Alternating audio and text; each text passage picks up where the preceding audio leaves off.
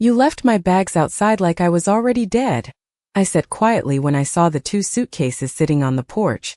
The taxi driver looked at me through the rearview mirror but didn't say a word. Neither did I. The late November wind cut through my hospital sweater as I stepped out onto the driveway, my discharge papers trembling in my hand. After 9 days in St. Mary's cardiac unit, all I wanted was my own bed, a hot cup of tea, and the comfort of home. Instead, I found my life packed into 2 faded blue suitcases beside the front door. My winter coat had been folded neatly on top. So had the framed photograph of my late husband Thomas. The porch light flickered weakly against the gray afternoon sky, and for a moment I honestly thought maybe there had been some mistake. Maybe Daniel was cleaning the carpets. Maybe Vanessa had moved things around while I was gone. I stood there longer than I should have, staring at my own belongings like they belonged to someone else. Then I noticed the envelope taped to the front door. My name was written across it in Vanessa's sharp handwriting. Margaret. Nothing else. Just my name. I pulled the envelope free with stiff fingers and unfolded the single sheet inside. This arrangement is best for everyone. Daniel agrees that you need professional care now. We've found a lovely assisted living community 20 miles away. Your room will be ready tomorrow. I read it twice, then a third time. The words never changed. 20 miles away. Professional care. Arrangement. As if I were furniture they no longer had room for. A curtain shifted upstairs. Someone was watching me from inside the house. I looked up automatically and the curtain snapped shut. That hurt more than the letter, because I knew it had been Daniel. My son used to wait by that same upstairs window every evening when Thomas drove home from work. He would press his little hands against the glass and yell, "Dad's home," before racing down the stairs in his socks. Now he couldn't even open the front door for me. I picked up the smaller suitcase first. It felt lighter than it should have. Vanessa had packed for convenience, not sentiment. She'd chosen what fit instead of what mattered. I already knew my husband's old flannel robe wouldn't be inside, or the Afghan my mother knitted before she passed away. The taxi driver stepped out and quietly placed the second suitcase beside me. "Ma'am," he said carefully, "do you need me to wait?" I almost said yes. The words sat right there in my throat. But then the front door unlocked. Vanessa opened it only halfway, keeping one hand firmly on the edge as if she was afraid I might force my way inside. She wore cream-colored cashmere and gold earrings I recognized immediately because they belonged to Thomas's mother. She gave me a smile so rehearsed it barely looked human. "Margaret," she said softly, "you're home earlier than we expected." I glanced past her shoulder. My hallway table was gone.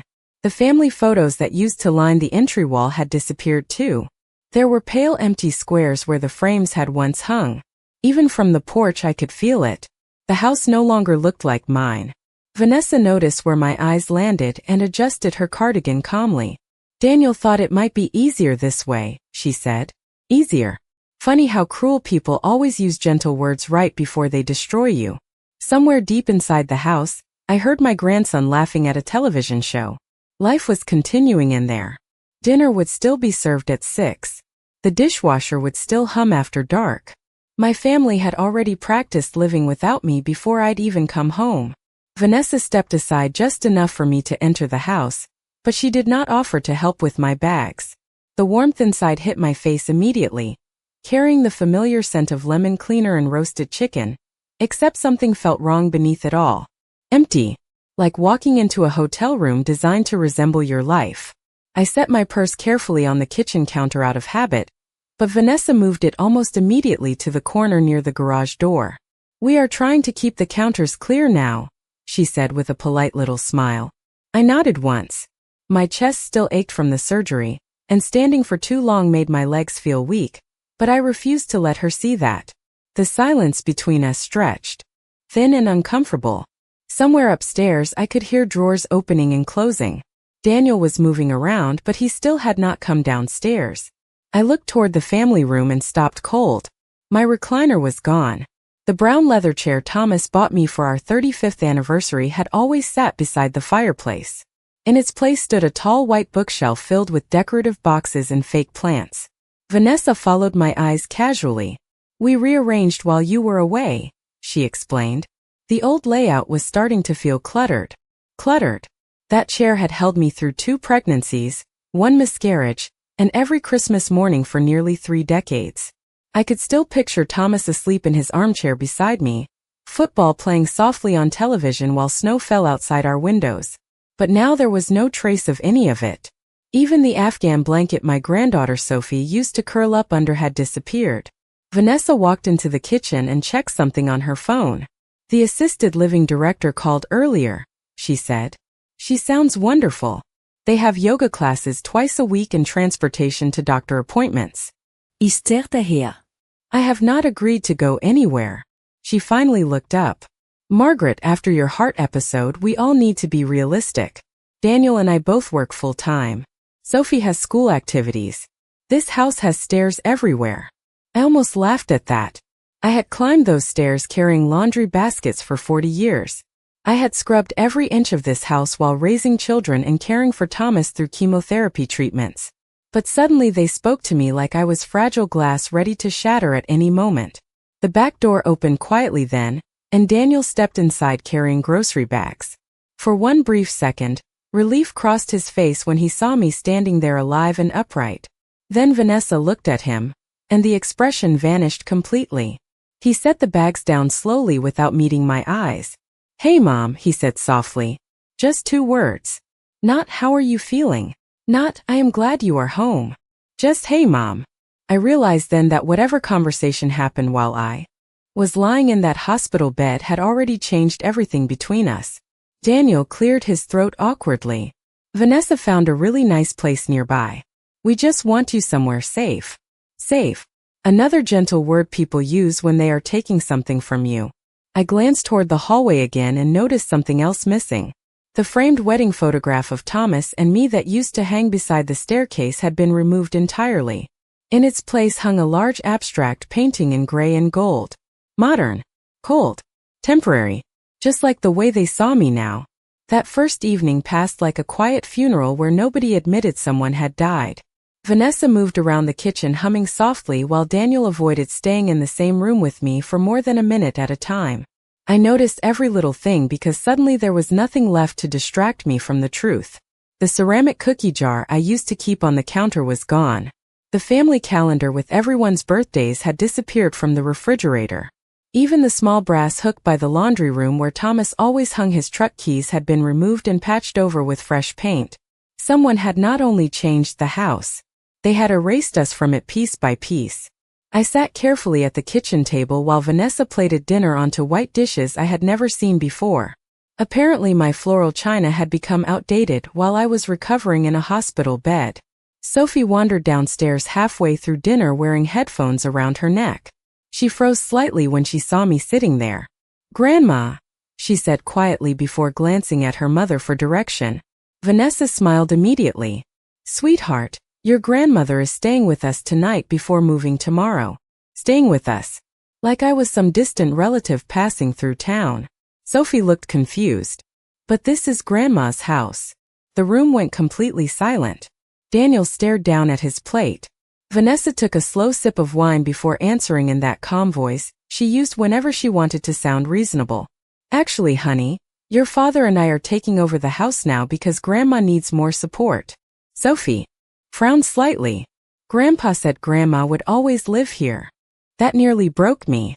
Not because of the words themselves but because someone else still remembered who I used to be in this family. Vanessa stood up abruptly and began collecting dishes before anyone had even finished eating. "Homework," she said sharply towards Sophie. "Now." The girl disappeared upstairs without another word. I watched Vanessa scrape untouched mashed potatoes into the trash while Daniel rubbed his forehead like a man trying not to drown. Finally I spoke. "How long have you been planning this?" Neither of them answered right away. That silence told me more than any explanation ever could. Daniel finally looked at me then, but only for a second. "Mom, after your surgery, things just became clearer." Clearer. Another careful word. I nodded slowly. "So while I was hooked up to heart monitors, you packed my belongings?" Vanessa crossed her arms immediately. "We were trying to avoid stress for you." I almost admired how easily she lied. The stress had not started with the suitcases. It started months ago. maybe even years. Suddenly every strange moment came rushing back to me all at once. The missing mail. The conversations that stopped when I entered the room. The afternoon I came home from church and discovered my bedroom furniture measurements written on a yellow legal pad, sitting on the kitchen counter. At the time Vanessa claimed she was helping a friend decorate a guest room. I remembered Daniel changing the locks after losing his keys last spring, and forgetting to give me a copy for nearly 3 weeks. I remembered hearing Vanessa call me temporary during a phone conversation she thought I could not hear. At the time I convinced myself I was imagining things because accepting the truth felt too painful. But sitting there at that cold white table, watching strangers wear my family's faces, I realized something even worse than betrayal. They had already stopped seeing me as part of the family long before I ever went to the hospital. I barely slept that night. The guest room Vanessa prepared for me used to be Thomas's study before she converted it into a pale gray space that looked like a furniture showroom. The leather chair where he used to read the Sunday paper was gone. So was the oak bookshelf he built himself one summer while Daniel was still in middle school. In its place stood matching white cabinets with silver handles that did not contain a single personal thing. I lay awake listening to the sounds of my own house moving around me. The dishwasher humming downstairs. Sophie laughing softly at something on her phone. Vanessa's footsteps crossing the hallway above me sometime after midnight. Every sound reminded me that life inside these walls continued perfectly fine without me. Around 2 in the morning, I got up slowly and walked toward the kitchen for water. The hardwood floors creaked beneath my slippers exactly the same way they always had. Thomas used to joke that the house talked to us at night.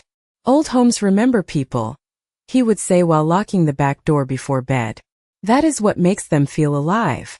I stopped at the bottom of the staircase and stared at the family room in darkness. Moonlight spilled through the windows, casting long silver shadows across the floor.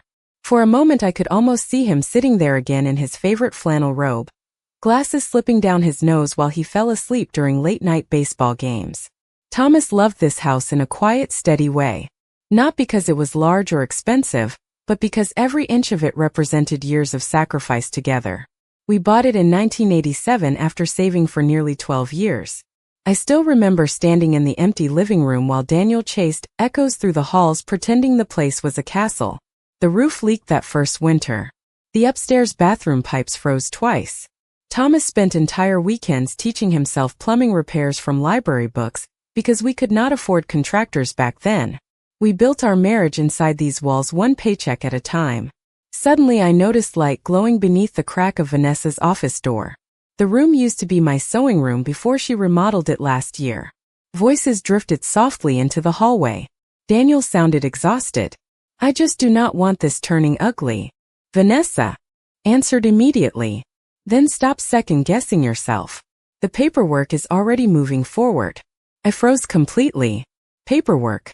Daniel lowered his voice too much for me to hear clearly after that, but Vanessa's words came through sharp and cold. If we wait any longer, she will start clinging emotionally and make this impossible. Clinging emotionally. I stood there in my own hallway feeling like a stranger overhearing people discuss some inconvenient relative they barely tolerated. Then I heard something else that made my stomach tighten.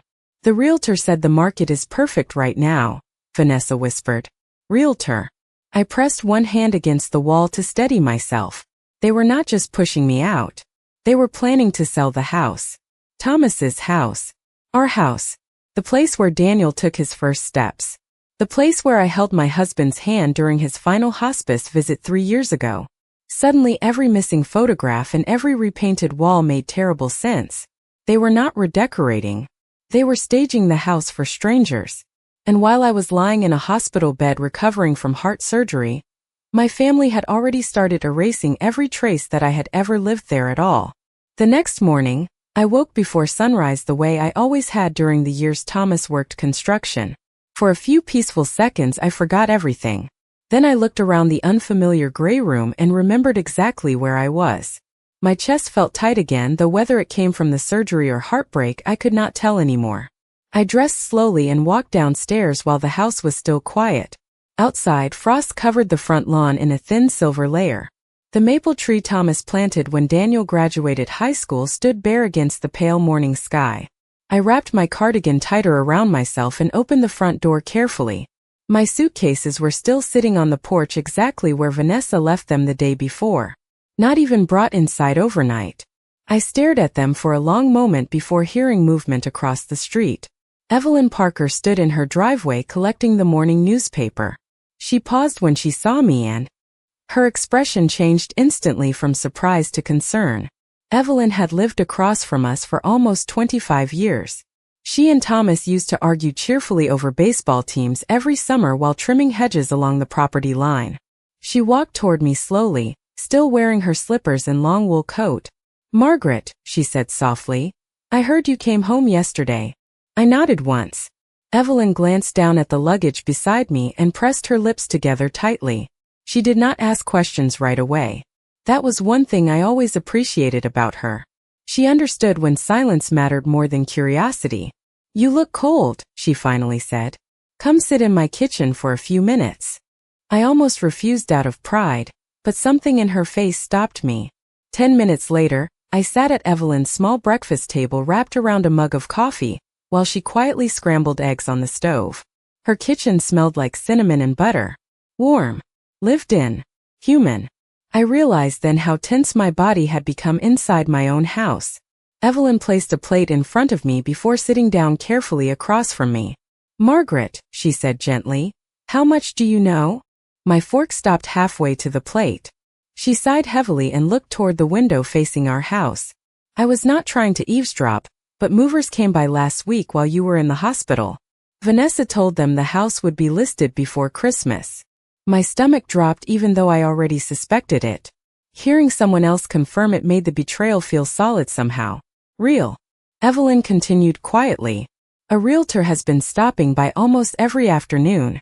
They have been measuring rooms and talking about renovations." I stared down at my coffee cup without speaking. Evelyn hesitated before adding one final thing. "Yesterday morning, Vanessa told the realtor she hoped to move quickly before you became emotional about leaving." Emotional. That word again. As if grief were some embarrassing inconvenience instead of the natural response to losing your home. I looked through Evelyn's kitchen window toward the house Thomas and I built together over nearly 4 decades. The curtains upstairs were open now. Vanessa moved from room to room carrying boxes while Daniel followed behind her silently. Neither of them noticed me watching from across the street. Evelyn reached across the table and touched my hand carefully. "Margaret," she said softly, "Thomas knew people better than anyone I ever met. If he loved you the way I think he did, I do not believe he would have left you unprotected." For the first time since coming home from the hospital, something shifted quietly inside me. Not hope exactly, but clarity. After leaving Evelyn's house, I did not go back inside right away. Instead, I walked slowly toward the detached garage behind the property. The cold morning air burned slightly in my lungs, but I welcomed it. Kept me steady. The garage looked exactly the same as it had the day Thomas died. His old red toolbox still sat beneath the workbench. A faded University of Michigan flag still hung crooked near the side door. For the first time in days, I felt like I had stepped into a place untouched by Vanessa's careful rearranging. I reached behind the metal storage cabinet and pulled out the small brass key Thomas once pressed into my hand during one of his quieter moments. It happened about 6 months before his cancer returned. We had been sitting on the back patio watching rain move across the yard, while he drank weak coffee he pretended to enjoy. "If anything ever feels wrong after I am gone," he told me back then, "promise me you will check the box before trusting anybody." At the time I laughed and told him he sounded dramatic. Thomas just smiled that tired smile of his and slipped the little brass key into my palm anyway. I had not thought about it in years. My hands trembled slightly as I unlocked the old storage cabinet in the corner of the garage. Inside sat a gray fireproof box covered in dust. I carried it carefully to the workbench and opened it slowly.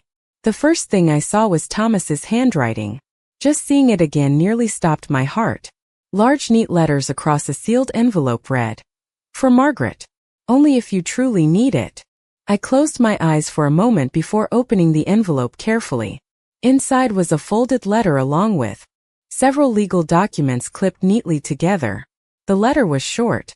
That was always Thomas's way. He never wasted words. "Maggie, if you are reading this, Then somebody has mistaken your kindness for weakness. I spent 40 years watching you hold this family together. Do not let anybody convince you this home belongs more to them than it does to you. The trust documents attached here will explain everything. I love you. Always. Thomas. I stared at the pages underneath his letter while my pulse pounded in my ears. Trust documents. Property records. Legal signatures. I sat down heavily on the old wooden stool and began reading every line twice. By the third page, I finally understood what Thomas had done. The house was not legally part of Daniel's inheritance at all. Nearly 8 years earlier, after his first cancer diagnosis, Thomas had quietly transferred the property into an irrevocable family trust with me listed as sole lifetime beneficiary and controlling trustee. The language was precise and impossible to misunderstand. No sale of the property could happen without my written authorization. No relocation. No refinancing. No transfer of ownership. Nothing. My breathing slowed for the first time since returning home. Suddenly Vanessa's confidence made perfect sense. She thought the house automatically belonged to Daniel after Thomas passed away. She had already planned their future around money that legally was not theirs to touch. I looked around the silent garage and almost laughed, though there was no joy in it. Just disbelief. Thomas knew. Somehow, long before any of this happened, he knew exactly what kind of storm might come after he was gone. And instead of warning me with anger, he protected me quietly the same way he always had. Outside, I heard the front door slam shut across the yard. Vanessa's voice carried faintly through the cold air while directing movers inside my house. But for the first time since seeing those suitcases on the porch, I no longer felt powerless listening to her. By lunchtime, the entire mood inside the house had changed. Vanessa moved through the hallways with nervous energy she could no longer fully hide. 2 men from the moving company carried boxes down from the upstairs bedrooms while Daniel stood near the kitchen island, pretending to review paperwork on his laptop. Nobody noticed me walk back in from the garage because for the first time since my surgery, I stopped moving like a frightened guest in my own home. I carried the gray fireproof box upstairs quietly and placed it inside the closet of the guest room before returning downstairs. Vanessa looked up immediately when she saw me entering the kitchen. "Margaret," she said carefully, "the movers are only reorganizing things for staging purposes. We thought it would be less overwhelming for you if we handled most of it ourselves." I poured myself a cup of coffee without answering. The silence unsettled her more than anger would have. Daniel finally looked up from the counter. There were dark circles beneath his eyes now. "Mom, we should probably talk about tomorrow," he said softly. "Tomorrow. The day they plan to move me into assisted living." I stirred cream slowly into my coffee before meeting his eyes for the first time in days. "Actually," I said calmly, "I do not think tomorrow is going to happen the way either of you expected." Vanessa's hand froze against the stack of folders she had been organizing. Daniel frowned slightly. "What does that mean?" I took a slow sip before answering. "It means your father prepared more carefully than either of you realized." The room became very still. Even the movers upstairs seemed quieter somehow. Vanessa recovered first, forcing a small laugh. "Margaret, I know this situation feels emotional right now, but Daniel already inherited the property after Thomas passed." No, y interrupta gently. "He did not." Daniel blinked at me like he had misheard. Vanessa's smile disappeared instantly. I walked to the dining room table and placed the trust documents carefully onto the polished wood surface. The same table where Thomas carved Thanksgiving turkey every year until his hands became too weak from chemotherapy. Daniel stood slowly and picked up the first page. I watched confusion spread across his face line by line. "What is this?" he whispered. "Your father transferred the house into an irrevocable trust 8 years ago," I explained quietly. "I am the controlling trustee and sole lifetime beneficiary." Vanessa stepped closer immediately and snatched the second document from the table. Her eyes moved rapidly across the paragraphs before her face lost color completely. "This cannot be right," she said sharply. "Daniel is his only son." "And I was his wife," I answered. Nobody spoke for several seconds. Upstairs, a floorboard creaked as one of the movers shifted weight awkwardly, clearly realizing he should not continue working during this conversation. Daniel sat down heavily in one of the dining chairs and rubbed both hands over his face. Dad never told me any of this. His voice sounded smaller suddenly, younger somehow. I looked at my son and felt an ache deeper than anger settle inside me. Thomas had trusted him once. Completely. But somewhere along the way, Daniel stopped thinking like a son and started thinking like someone waiting for ownership papers. Vanessa placed the documents down harder than necessary. There has to be some mistake, she said quickly. We already started planning everything. I almost smiled at that. Not because I enjoyed her panic, but because she finally sounded exactly the way I felt standing on the porch beside my suitcases 2 days earlier. Uncertain. Exposed. No longer in control. Daniel stared down at his father's signature on the final page, while the truth settled slowly across the entire room. The house they had already mentally sold never belonged to them in the first place. Vanessa unraveled slowly after that. At first, she tried to maintain the polished composure she always used at charity luncheons and neighborhood parties, but panic has a way of stripping people down to who they really are. This is ridiculous, she snapped, pacing across the kitchen while clutching the trust documents in trembling hands. Thomas would never intentionally leave Daniel out of his own inheritance. He did not leave Daniel out, I replied calmly. He protected me. That only made her angrier. Protected you from what? She demanded. Your own family? I looked directly at her then, and for the first time since coming home from the hospital, I stopped softening the truth for everyone else's comfort. Apparently, yes. Daniel flinched slightly at that. Vanessa turned toward him immediately, desperate for support. Say something, she insisted. Tell her this is insane. We already put money down on the condo in Phoenix.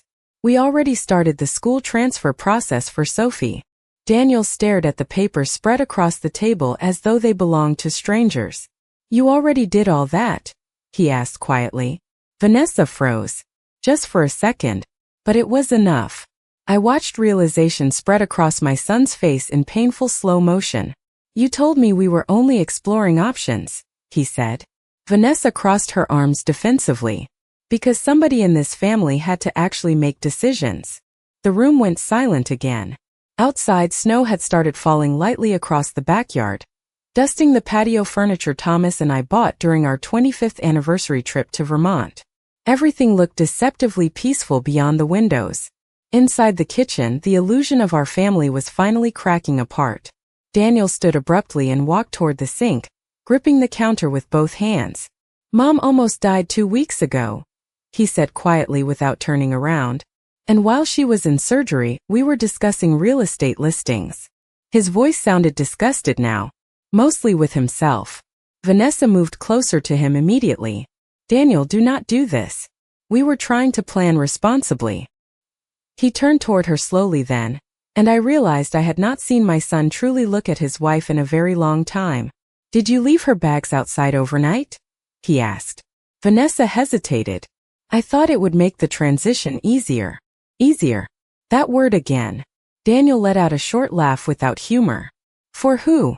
Vanessa opened her mouth but no answer came out. Upstairs, Sophia's bedroom door creaked softly. I realized she had probably heard far more than any child should. Daniel rubbed both hands across his face and looked suddenly exhausted in a way that had nothing to do with sleep. Dad knew, he whispered. Somehow he knew this would happen. I folded Thomas's letter carefully and slipped it back into the envelope before answering. Your father knew people change when they start treating love like ownership. Vanessa pulled in a sharp breath. So what now? She asked coldly. You are just going to throw us out? The irony of that question hung heavily between all of us. I glanced toward the front porch through the frosted glass beside the entryway. My suitcases still sat exactly where she left them 2 days earlier. Quiet evidence of how quickly people can justify cruelty when they believe they have power. I looked back at Vanessa calmly. No, I said softly. I am not going to do what you did to me. The house grew strangely quiet after that conversation. Even Vanessa seemed to understand she had crossed into territory where charm and careful wording could no longer save her. The movers left before sunset without taking another box downstairs. Daniel canceled something over the phone in the living room while speaking in a low, exhausted voice, I barely recognized anymore. Sophie stayed upstairs most of the evening. Every now and then I heard soft footsteps pacing across her bedroom floor. I made myself a cup of tea around 7 o'clock and carried it onto the back patio despite the cold. Snow drifted lightly across the yard now, settling over the grass Thomas spent years obsessively mowing in perfectly straight lines every Saturday morning. The patio chair creaked softly beneath me as I sat down and wrapped both hands around the warm mug. For the first time in days, the house felt still again. Not healed, but honest. A few minutes later, the sliding glass door opened behind me. Daniel stepped outside wearing his old navy sweatshirt from college. He looked older than 40 suddenly, tired in a deeper way than sleeplessness alone could explain. He stood there awkwardly for a moment before sitting in the chair beside me. Neither of us spoke right away. We listened to the wind moving through the bare maple branches while snowflakes collected along the patio railing. Finally, Daniel cleared his throat quietly. "I kept telling myself we were helping you," he admitted. Every step felt small when it happened. Changing rooms. Looking. Condos. Talking about assisted living. I do not think I realized how cruel it had become until I saw those bags outside. I stared out across the yard without answering immediately. "Cruelty usually arrives one compromise at a time," I said softly. "That is why people barely recognize themselves by the end of it." Daniel lowered his head. For a moment, he looked painfully like the little boy who used to cry whenever he disappointed his father. "I am sorry, Mom." The words came out broken and quiet. I believed he meant them. But apologies are strange things after betrayal. They do not erase what happened. They simply stand beside it. The sliding door opened again then, and Sophie stepped onto the patio clutching a blanket around her shoulders. She looked between us nervously before walking toward me. "Grandma," she whispered. "I put your pictures back in the hallway." My throat tightened unexpectedly. "You did?" She nodded quickly. "The house looked sad without you in it." I pulled her gently against my side and kissed the top of her head. Children understand things adults spend years trying to rationalize away. To Sophie, love was still simple enough to recognize when it disappeared from a room. Inside the kitchen, Vanessa moved silently near the sink, visible through the glass door. She looked smaller now somehow. Not defeated exactly, just confronted by consequences she never expected to face. I did not hate her. That surprised me more than anything. Somewhere along the way, ambition and control had hollowed something out inside her, until she started treating people like obstacles instead of family. The next morning, I carried my own suitcases back inside the house. Slowly, one at a time. Nobody stopped me. I placed them upstairs in the master bedroom beside Thomas's old dresser where they belonged. Then I walked back downstairs and opened the front door wide to let fresh winter air move through the entryway. Across the street, Evelyn waved from her porch while holding a steaming coffee mug in both hands. I smiled back at her before glancing down at the front steps where my luggage had once sat abandoned in the cold. The porch looked different now. Smaller. Somehow. Less frightening. Maybe because I finally understood something Thomas learned long before I did. A house is not protected by locks or paperwork or inheritance documents. It is protected by the people willing to remember who built it with love in the first place.